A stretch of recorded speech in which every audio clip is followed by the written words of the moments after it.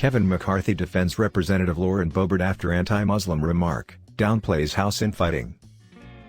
House Minority Leader Kevin McCarthy, Republican California, attempted to downplay the tumultuous week in the Republican conference on Friday, acknowledging only that some of his hard-right members distract from the GOP midterm message in their feuds with Democrats and each other, but not condemning the anti-Muslim rhetoric from his member that set off the most recent controversies.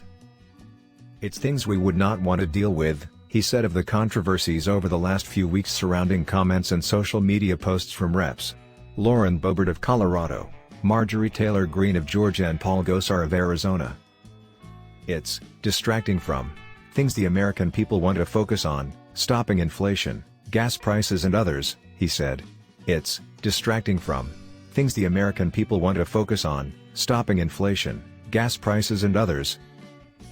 The infighting this week began when Boebert's remarks that liken Muslim Representative Ilhan Omar, Democrat Minnesota, to a terrorist first appeared on social media. Boebert tweeted an apology to anyone in the Muslim community I offended but refused Omar's request to make a direct public apology to her. "She apologized publicly, she apologized personally," McCarthy suggested of Boebert's comments, defending the lawmaker. According to both Omar and Boebert, Omar hung up on Boebert in their private phone call because, Omar said, she refused to apologize directly and Boebert, instead, demanded she apologize for "she apologized publicly, she apologized personally" sentiments. McCarthy did not specifically address the content of Boebert's bigoted remarks that set off the exchange. The second feud of the week broke out soon after between Greene and Representative Nancy Mace, RSC, a freshman who has loudly and repeatedly criticized some of her far-right colleagues. After Mace condemned Boebert's remarks in a CNN interview, Greene referred to her as trash and a Reno Republican in name only, calling her trash because Mace, a rape survivor, supports access to abortion in cases of rape and incest. Mace responded on Twitter with taunting emojis to Greene, calling her crazy and insane.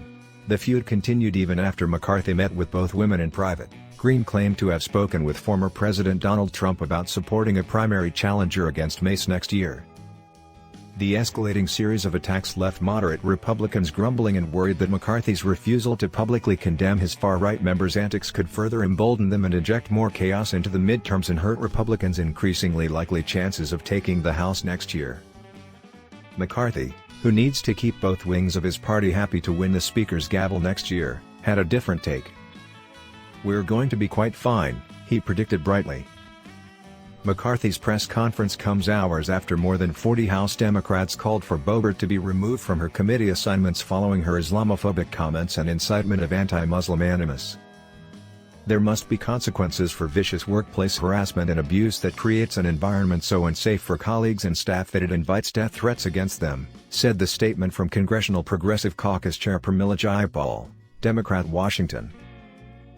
Congressional Black Caucus Chair Joyce Beatty, Democrat Ohio, Congressional Asian Pacific American Chair Judy Chu, Democrat California, Congressional Equality Caucus Chair David Cicilline, DRI, and Congressional Hispanic Caucus Chair Raul Ruiz, Democrat California, and signed by 36 other members of the Progressive Caucus. If the House does take action against Boebert, it would follow Greene and Gosar being stripped from their committee assignments, as well as Gosar becoming the first congressional lawmaker to be censured in more than a decade last month after he tweeted an edited Japanese cartoon depicting violence against Democrats.